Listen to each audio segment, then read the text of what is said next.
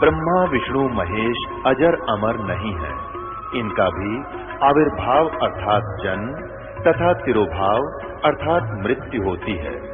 प्रमाण के लिए देखिए देवी भागवत महापुराण। ब्रह्मा, मैं, विष्णु और शिव, यह तुम्हारी प्रभाव से जन्मवान है। हम तो जन्मवान है, हमारा तो जन्म होता है और मरते हैं, नित्य नहीं है, हम अविनाशी नहीं है। फिर इंद्रादि दूसरे देवता नित्य किस प्रकार हो सकते हैं? कृपया अवश्य सुनिए जगत गुरु तत्वदर्शी संत रामपाल जी महाराज के अमृत वचन।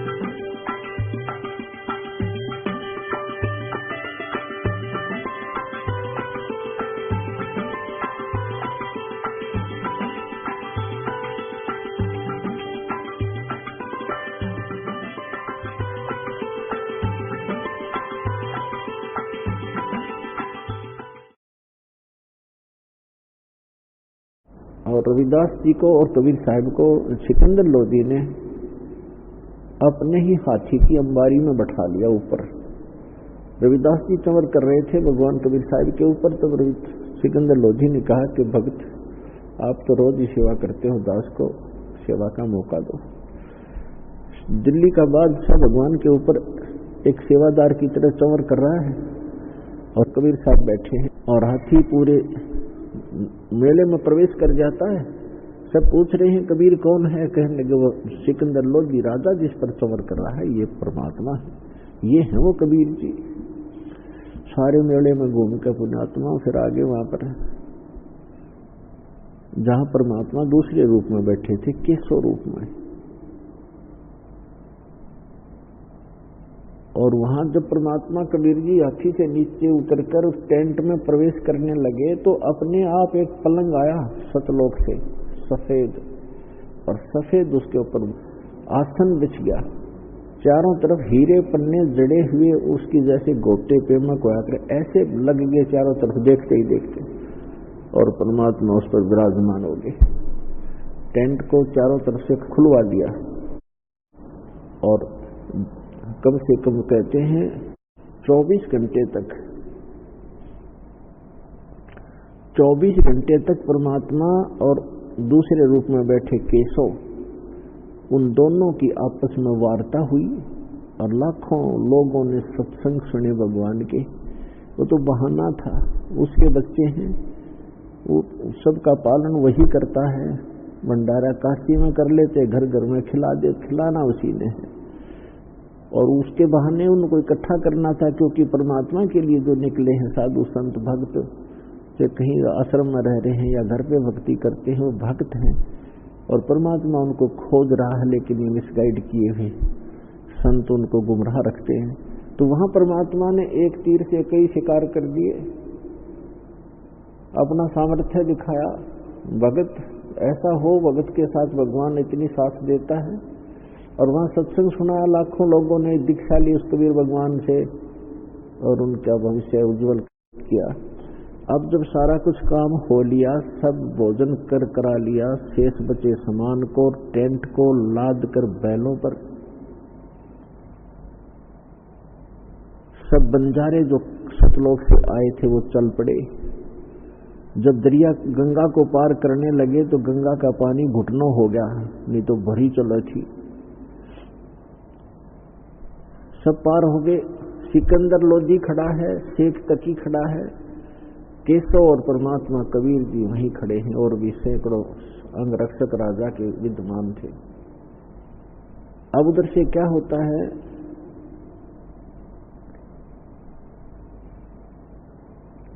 कि थोड़ी देर के बाद सिकंदर लोधी ने कहा कि केशव, आप जाओ, आपके बैल बहुत दूर चले गए होंगे, फिर लेट हो जाओगे, वो जा चुके हैं। जब थोड़ी ही देर हुई थी, जब देखा सामने दरिया के ऊपर खड़े दिखाई दे रहा था दूर तक का 9 लाख बैल कोई थोड़े नहीं होते। लेकिन थोड़ी देर के बाद देखा तो वहां कोई भी नहीं था, न बैल थे न बंजारे थे। तब परमात्मा से पूछा कि कबीर जी, ये कहाँ गए सब बंजारे और बैल, कहाँ गए वो सब बच्चे? परमात्मा ने कहा, हर में हर के दास हैं, दासन के हरि पास। परमात्मा के बच्चे से सतलोक से आए थे, सतलोक चले गए। इतने में क्या देखा कि जो कबीर साहब केसो जो खड़ा था, वहां से चलकर कबीर साहब में समा गया, अकेले कबीर साहब खड़े रह गए।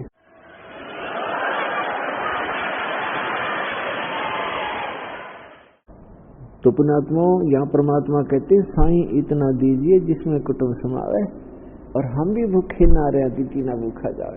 तो परमात्मा कहते हैं कि ऐसे आप मेरे पर विश्वास करो, मैं बता रहा हूं, ऐसे भक्ति करो।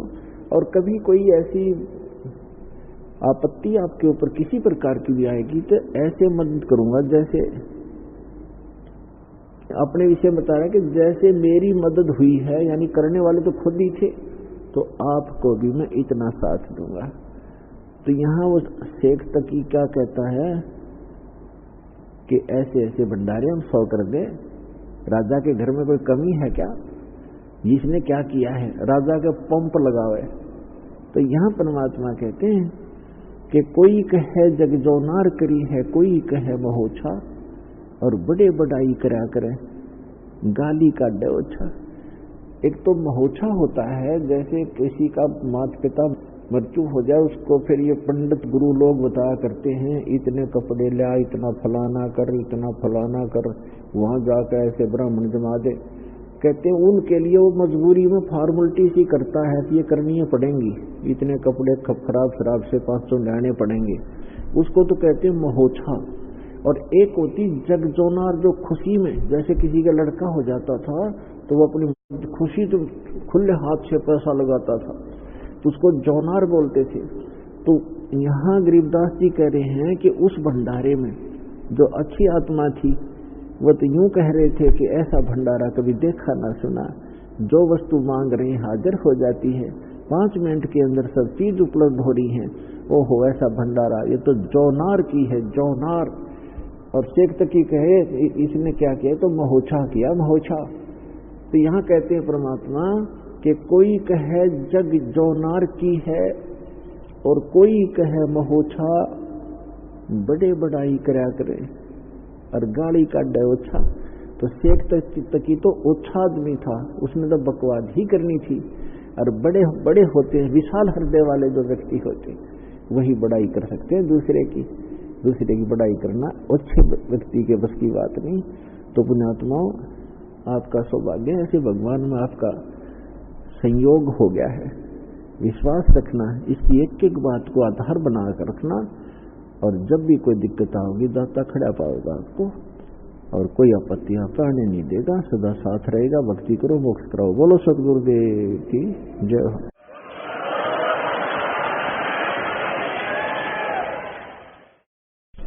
सतगुरुदेव की जय। बंदी छोड़ कबीर परमेश्वर जी की जय। बंदी छोड़ गरीबदास जी महाराज जी की जय। स्वामी रामदेवानंद जी गुरु महाराज जी की जय हो।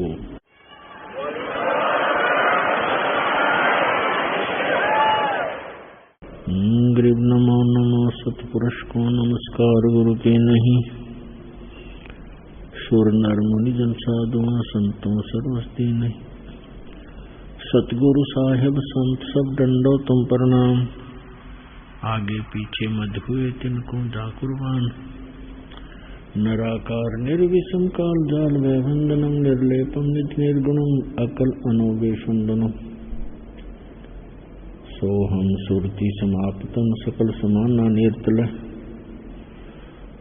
उज्ज्वल हिरंबर हरदमम बेपरवा अथाह वार पारनी मध्यतम।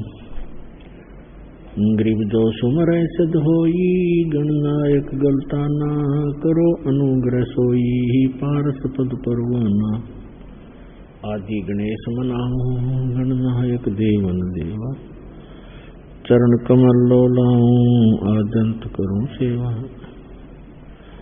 परम शक्ति संगीतम, रिद्धि सिद्धि दाता सोई, अवगत गुण अतीतम, सत्य पुरुष निर्मोही, जगदम्बा जगदीशम, मंगल रूप मुरारी, तन मन अर्पों से सम, भक्ति मुक्ति भंडारी।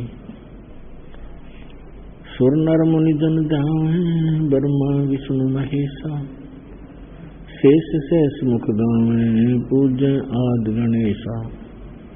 इंद्र कुबेर सरीखा, वरुण धर्म राय ध्यान, समृत जीवन जी का, मन इच्छा फल पावे। 33 कोटि अधारा, जावे शेष 88, उतरे बहुत जल पारा, कट है यम की फांसी। 33 कोटि अधारा, जावे शेष 88, उतरे बहुत जल पारा, कट है यम की फांसी। कर जोरू विनती करूं, धरूं चरण पर शीश। गुरु जी राम देवानंद जी महाराज ने दियो नाम बख्शीश। कोटि कोटि सिजदा करूं, कोटि कोटि प्रणाम। चरण कमल में राखियो, मैं बांधी जाम गुलाम। कुत्ता हूँ गुरुदेव का, रामपाल दास का नाम। गले प्रेम की जेवड़ी, जा खेचो जाऊं। तो करो तो बावड़ो, दूर दूर करो तो जाऊं। जो रखो तो ही रहूं, जो देवो सो खाऊं। परम पिता परमात्मा पूर्ण ब्रह्म, सारी सृष्टि के रचनहार, कुल मालिक कबीर देव कबीर साहब कबीर परमेश्वर जी की असीम रजा से आप चंद आत्माएं परमात्मा के दरबार में उपस्थित हुए। भक्ति मुक्ति के दाता सतगुरु, भटकत प्राणी फिरंदा, उस साहिब के हुक्म बिना नहीं तरवर पात हिलंदा।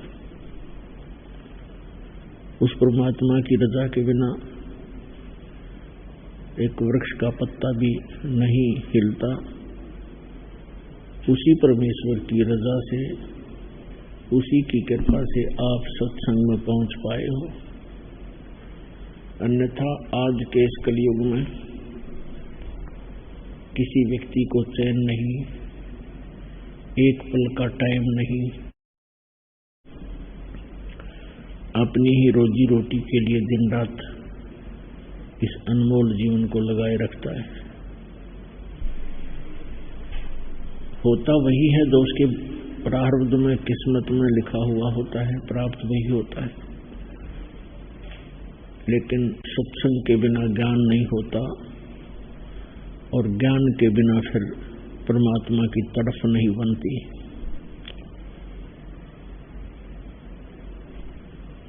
सत्संग के अंदर बहुत ही पुण्यकर्मी प्राणी उपस्थित होते हैं।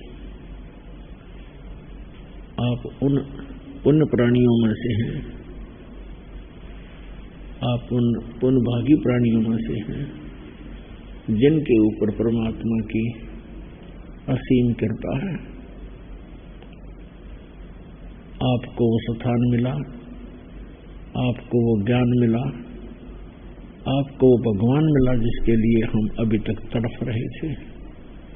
ऋषि मुनियों ने सारा जीवन न्यौछावर कर दिए, राजाओं ने राज भी त्याग दिए, जंगल में जाकर भक्ति के लिए सारा जीवन लगा दिया, लेकिन ये वस्तु उनको नहीं मिली जो आज आपको सहज में प्राप्त हो रही है। धन्य है आप और धन्य है आपके माता पिता जिनसे आपका जन्म हुआ, क्योंकि अच्छी आत्माओं का जन्म अच्छे ही माता पिता से होता है। तो पुण्यात्माओं, सौ शुक्र मनाया करो परम पिता परमेश्वर कबीर जी का कि हे दाता आपने कैसे दया करी, हम अज्ञानियों को ज्ञान दिया, पापियों का पाप नाश करने का विधि बताई, तरीका बताया।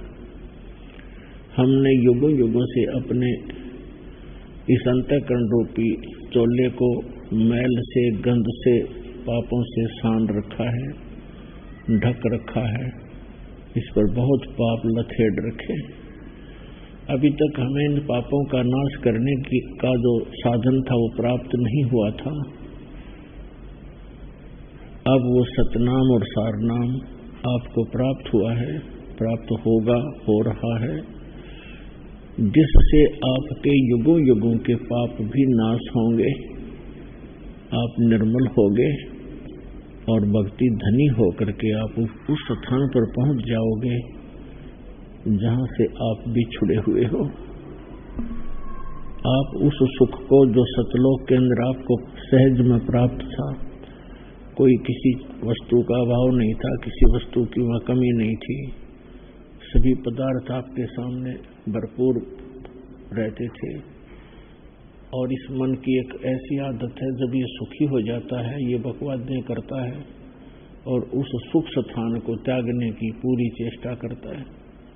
उसी के परिणाम स्वरूप हम उस सुखों से भरे उस लोक को त्याग कर या दुखों से भरे लोक में आ गए। आम के बगीचे को छोड़कर हम बबूल के वन में घुस गए और बबूल के वन में अब हम आम ढूंढ रहे हैं।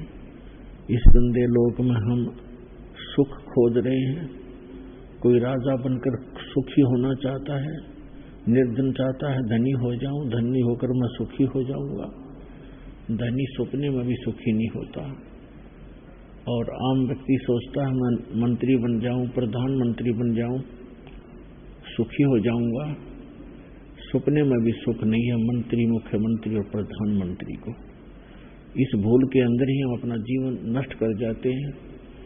और कबीर साहब कहते हैं, झूठे सुख को सुख कहे, मान रहा मनमोद, ये सकल चबी नाकाल का, कुछ मुख में कुछ बोध। इस झूठे सुख को सुख मान रहे हो आप। किसी को अधिक दुख है, उससे कुछ हमें कम दुख है, उसको हम सुख मान बैठे हैं। उदाहरण के लिए, जैसे एक व्यक्ति का एक पुत्र मृत्यु को प्राप्त हुआ, उसके 3 पुत्र थे, 2 शेष बच गए। बुरी तरह रो रहा था, टक्कर मार रहा था। शोक व्यक्त करने के लिए बहुत से व्यक्ति आ रहे थे। शोक व्यक्त करने वालों में से एक व्यक्ति ऐसा था जिसका एक ही पुत्र था और वो भी कुछ समय पहले मृत्यु को प्राप्त हो चुका था। तो अन्य सांत्वना देने वालों ने बताया कि देख भाई, इस व्यक्ति को देखकर ही तू कुछ संतोष कर ले। आपके तो 2 पुत्र शेष बचे हुए हैं, एक ही की मृत्यु हुई है और देखिएगा ये एक ही पुत्र था और उसकी भी मृत्यु होगी, इसने भी संतोष करना पड़ा। तो उस व्यक्ति को कुछ राहत मिली, रोना बंद कर दिया कि ये सोचकर कि इससे तो मैं सुखी हूं क्योंकि मेरे 2 पुत्र तो शेष बचे हैं, इसका इकलौता ही पुत्र था, वही मृत्यु को प्राप्त हुआ। तो यहाँ परमात्मा कहते हैं हम थोड़े दुख को सुख मान रहे हैं अन्य की तुलना में। यदि हम थोड़े दुखी हैं तो हम इसको सुख मान बैठे कि मैं इससे तो मैं सुखी हूं। तो ये सुख नहीं है, ये तो विकल्प है कि और कोई तरीका नहीं हमारे पास। हमारी मजबूरी है इस तरह अपना मन रटने की। इसका विकल्प ये है कि परमात्मा का नाम जपो, सत भक्ति करो, भगवान से डरो, पापों से डर कर रहो, किसी की आत्मा मत दुखाओ। क्योंकि आत्मा परमात्मा का अंश है और आत्मा किसी की दुखी होती है तो भगवान दुखी होते हैं। तो इसलिए मनसा वाचा कर्मणा कभी भी किसी की आत्मा को कष्ट नहीं पहुंचाना चाहिए। संभव हो सके तो राहत दे, और नहीं राहत देने की नीयत है, किसी को सुख नहीं दे सकते तो दुख देना कभी मत सोचो, सपने में भी ना सोचो। इसलिए सत्संग में आकर के आपको ज्ञान दिया जाता है, समाधान बताया जाता है, भगवान बताया जाता है, उस सच्चा नाम बताया जाता है, जिससे आपका मोक्ष होगा। पुण्यात्माओं, जिस लोक में आप रह रहे हो ये लोक काल भगवान का लोक है। अभी तक आपको ज्ञान था ही नहीं, भगवान की भक्ति की तरफ में कोई पूजा कर रहा था, कोई कर रहा था। जहां हम जाते थे वहां लाखों का समूह होता था। हनुमान जी के गए, बालाजी गए, वहां पर भी ऐसे ही, वैष्णो देवी पर गए, वहां पर भी सब ऐसे ही लाखों की संख्या में। अन्य किसी भी तीर्थ धाम पर जाते हैं, कई हजारों की संख्या में श्रद्धालु वहां श्रद्धाओं से गए हुए होते। तो हम सभी ये सोच लेते हैं कि जो इतने व्यक्ति यहाँ आ रहे हैं तो ये साधना बिल्कुल सही ही है,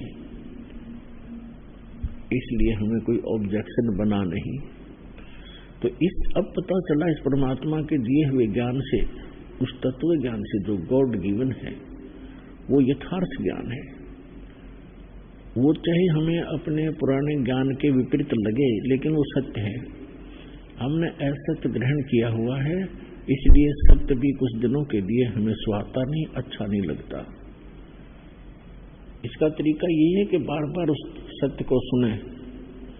असत्य ज्ञान हमने बहुत सुन लिया, इसलिए हमारे हृदय में समा चुका है, कोई ऑब्जेक्शन रहा नहीं। तो इस तत्व ज्ञान को भी, सत्य ज्ञान को भी बार बार सुनेंगे तो पुराना जो रंग है वो समाप्त हो जाएगा, नया रंग चढ़ जाएगा।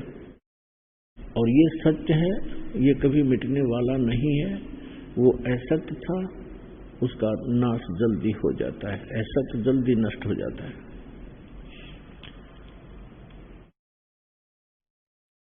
हम जिस लोक में रह रहे हैं ये लोक बहुत खराब है, और आपको अब पता चलेगा इस परमात्मा के तत्व ज्ञान की रोशनी से कि सचमुच ये लोक ठीक नहीं है, ये रहने के लायक तो है ही नहीं, लेकिन मजबूरी है, हमारी व्यवस्था है, हम इससे कहीं जा भी नहीं सकते। हम बांध ऐसे रखे, कर्मों के संस्कार जोड़ के ऐसे रस्ते बना दिए जिनका बाहर से कोई दिखाई नहीं देते और अंदर से मजबूती से जकड़े हुए हैं। इनके आधार से ही हम चल रहे हैं।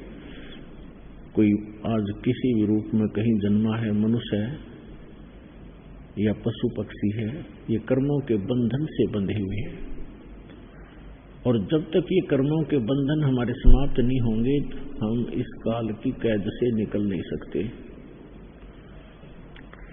इस काल की कैद से निकालने के लिए स्वयं परमात्मा आते हैं, हमें यथार्थ ज्ञान देना चाहते हैं, लेकिन हम अज्ञान से इतने परिपूर्ण होते हैं कि हमारे जो धर्म गुरु होते हैं वो भी इतने ही अज्ञानी होते हैं, और जिस कारण से हम परमात्मा को पहचान नहीं पाते, क्योंकि हम कोई भी ज्ञान कहीं से सुनते हैं अपने ज्ञान के विपरीत, उसके समाधान के लिए हम अपने गुरुजी के पास जाते हैं, और गुरुजी को वही ज्ञान है जो उसने हमें बता रखा है।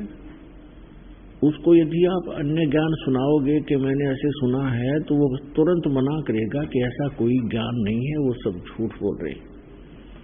अब शिष्य के पास विकल्प नहीं, गुरुजी ने बोल दिया तो ठीक है, ये सही कह रहे होंगे। तो यही कारण रहा कि आज तक हम अपने भगवान से और इस तत्व ज्ञान से अपरिचित और वंचित रहे। अब परमात्मा ने दया करी सतगुरु आए दया करी, ऐसे दीन दयाल, बंदी छोड़ वृत्तास का, जठरगनी प्रतिपाल। सतगुरु आए दया करी, ऐसे दीन दयाल, और बंदी छोड़ वृद्धतास का, जठरग्नि प्रतिपाल। परमात्मा स्वयं एक सतगुरु का रूप बनाकर, तत्वदर्शी संत का रूप बनाकर इस काल के लोक में आए। सतगुरु आए दया करी, ऐसे दीन दयाल, और बंदी छोड़ वृत्तास का। बंदी छोड़ का क्या अर्थ होता है?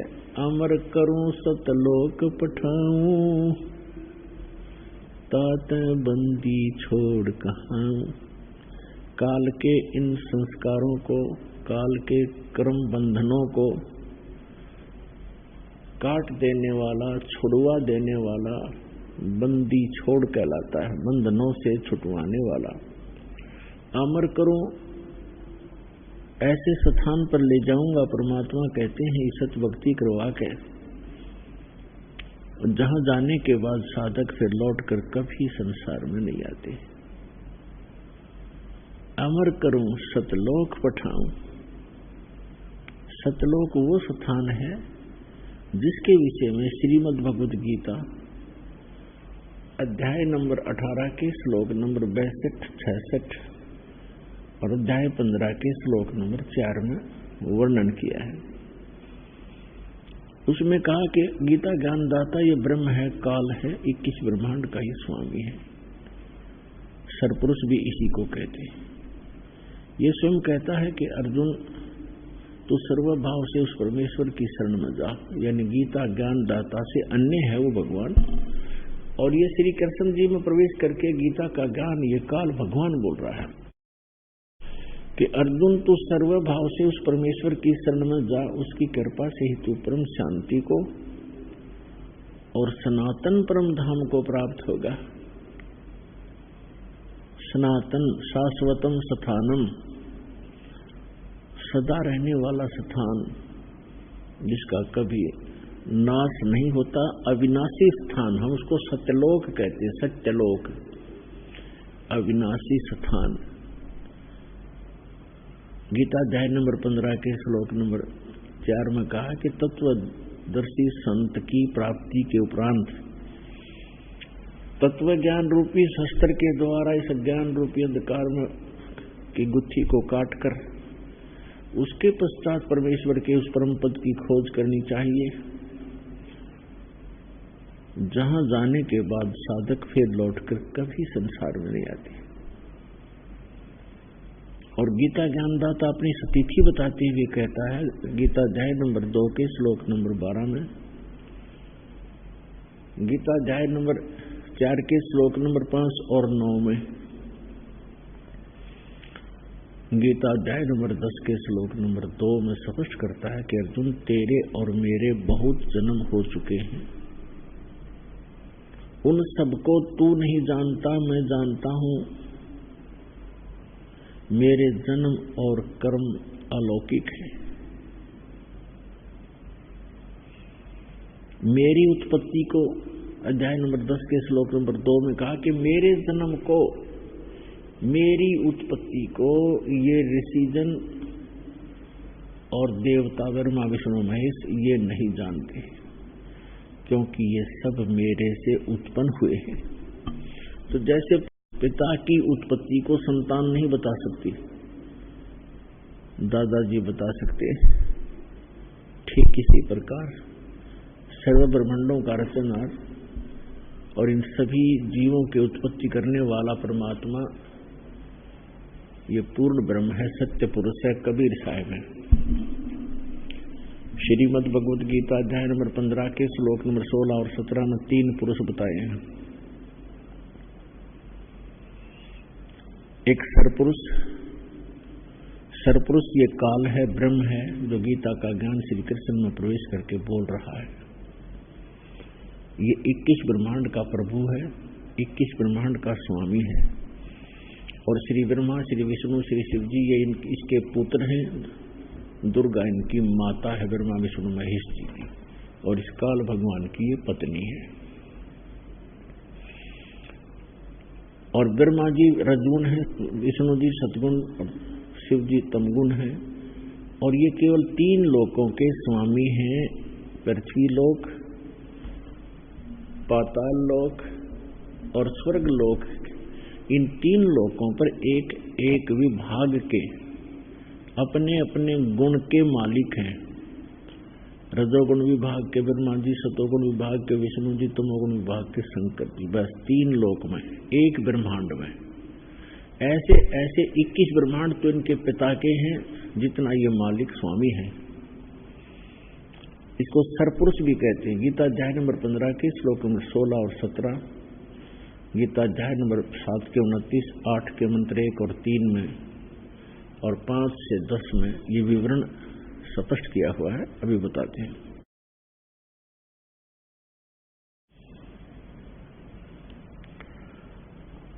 गीता अध्याय नंबर 15 के श्लोक नंबर 16 में 3 पुरुष हैं। पुरुष माने प्रभु, स्वामी। एक सरपुरुष है, ये 21 ब्रह्मांड का स्वामी है। दूसरा अक्षर पुरुष है, जिसको परब्रह्म भी कहते हैं। ये इसको अक्षर ब्रह्म भी कहते हैं, अक्षर पुरुष भी कहते हैं। ऐसे ही सरपुरुष जो काल है, इसको सर ब्रह्म भी कहते हैं, किस ब्रह्मांड का स्वामी। और परम अक्षर पुरुष, परम अक्षर ब्रह्म, ये परब्रह्म कहो और अक्षर पुरुष कहो, ये 7 शंख ब्रह्मांड का स्वामी है। 7 नील पद्म शंख, ये इतना स्वामी है। और ये दोनों सरपुरुष और अक्षर पुरुष तथा इनके अंतर्गत जितने प्राणी हैं, ये सभी नासवान हैं। जीव आत्मा तो किसी की नहीं मरती, हो तो विषय अलग है। इसलिए गीता अध्याय नंबर 15 के श्लोक नंबर 17 में तुरंत कहा है कि अर्जुन, उत्तम पुरुष है तू अन्य, परमात्मा है तू उदारत है। ये लोक चरण अविश्य विवर्ती अवैश्वर है। तुरंत कहा है कि इन दोनों से, सरपुरुष से और अक्षर पुरुष से, कोई और है, अन्य है, जो उत्तम पुरुष है, पुरुषोत्तम, श्रेष्ठ परमात्मा, श्रेष्ठ प्रभु। और परमात्मा इति उदारते है, उसको परमात्मा कहा जाता है। परमात्मा की जो परिभाषा होती है, परम माने श्रेष्ठ, आत्मा माने आत्मा। तो श्रेष्ठ आत्मा वही होता है जो किसी को कभी दुख ना दे, केवल सुख ही सुख दे, उसको परमात्मा कहते। तो हम गलती से यहाँ के भगवान इस सरपुरुष को भी परमात्मा कहते हैं। परमात्मा माने हमसे उत्तम है, श्रेष्ठ है, तगड़ा है, बलवान है, इसलिए इसको परमात्मा मानना हमारी मजबूरी बन गई, पर वास्तव में ये परमात्मा नहीं है, सरपुरुष। ऐसे अक्षर पुरुष ये भी परमात्मा नहीं है। परमात्मा केवल एक ही है, परम अक्षर पुरुष, परम अक्षर ब्रह्म, जो सारी सृष्टि का रचनहार है, सबका उत्पत्ति करता है और सतलोक में रहता है। वहां से गति करके आता है, अच्छी आत्माओं को मिलता है, उनको ज्ञान देते हैं भगवान, और फिर सतलोक से परिचित करा के उनको अपना गवाह बनाकर छोड़ जाते हैं। उन महापुरुषों का ज्ञान और सभी सदग्रंथों में प्रमाण एक जैसे हैं, तो फिर हमने भगवान पहचानने में आसानी बहुत हो जाती है। तो गीता अध्याय नंबर 15 के श्लोक नंबर 17 में स्पष्ट किया है कि उत्तम पुरुष है तू अन्य, परमात्मा इति उदारत है। और ये लोक चरण अवश्य विवर्ती अवैश्वर है, जो तीनों लोकों में प्रवेश करके सबका धारण पोषण करता है। जैसे गीता अध्याय नंबर 15 के श्लोक नंबर 1 से 4 में है कि ऊपर को जड़ और नीचे को तीनों गुण रूपी शाखा वाला ये उल्टा लटका हुआ संसार रूपी पीपल का वृक्ष जानो। जो संत इसके सभी विभागों से परिचित है वो तत्वदर्शी संत है। तो परमेश्वर स्वयं सतगुरु बनकर आए थे, उन्होंने यथार्थ ज्ञान दिया था कि अक्षर पुरुष एक पेड़ है, सरपुरुष वाकी डार और तीनों देवा शाखा है ये पात रूप संसार। तो यहाँ जो 15वें अध्याय के 17वें श्लोक में गीता जी ने कहा है 3 पुरुष हैं, उत्तम पुरुष है तू अन्य, 17वें में वो कौन है? इसका प्रमाण हम यहाँ से लेंगे गीता अध्याय नंबर 7 के श्लोक नंबर 29 में।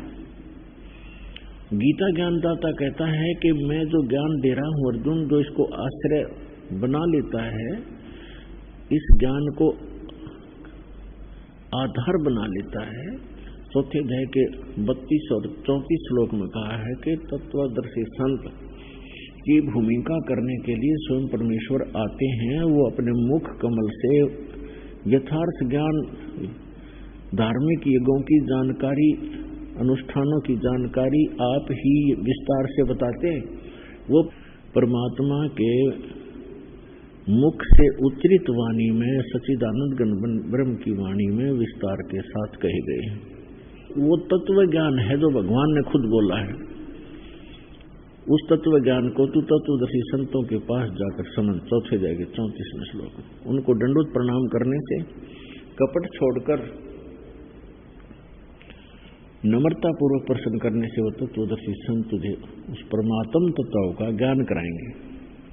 तो उसमें बताया है कि तत्वदर्शी संत की खोज कर, और वो तत्वदर्शी संत तुझे तत्व ज्ञान का उपदेश करेंगे। तो गीता ज्ञान दाता से अन्य तो वो भगवान है जिसने अवाणी बोली है, और वो ज्ञान अलग है, गीता से अलग ज्ञान है जो वो तत्वदर्शी संत बताएगा। तो ये दास है वो तत्वदर्शी संत। उस परमात्मा ने रजा बख्शी अपने दास पर, आपके लिए इस दास को अनमोल ज्ञान दिया है जो आज तक हमारे ऋषि महर्षि गुरु मंडलेश्वरों को पता नहीं लगा। वो अपना भी जीवन व्यर्थ कर गए और श्रद्धालुओं को भी गुमराह कर गए। अब यहाँ गीता अध्याय नंबर 7 के श्लोक नंबर 29 में कहा कि अर्जुन, जो मेरे इस ज्ञान को आधार बना लेगा, आश्रय कर लेगा और तत्वदर्शी संत की खोज कर लेता है, जरा मरण मोक्षाय माम आश्रित यतन्ति ये ते ब्रह्म तत्विदु कर्षणम अध्यात्म कर्म च अखिलम। जो मेरे इस ज्ञान को आश्रय बना लेते हैं, तत्वदर्शी संत की वो खोज कर लेते हैं, वो व्यक्ति फिर जरा और मरण से, जरा माने वृद्ध अवस्था, मरण माने मृत्यु के इस कष्ट से छूटने के अर्थ ही प्रयत्न करते हैं। कौन करते हैं ऐसा प्रयत्न? जरा और मरण से छूटने का प्रयत्न कौन करते हैं? जो यहाँ के संसार की कोई वस्तु की डिमांड नहीं करते, इच्छा नहीं रखते। वो कौन है? वो हैं जो तत्ब्रह्म से परिचित हो चुके हैं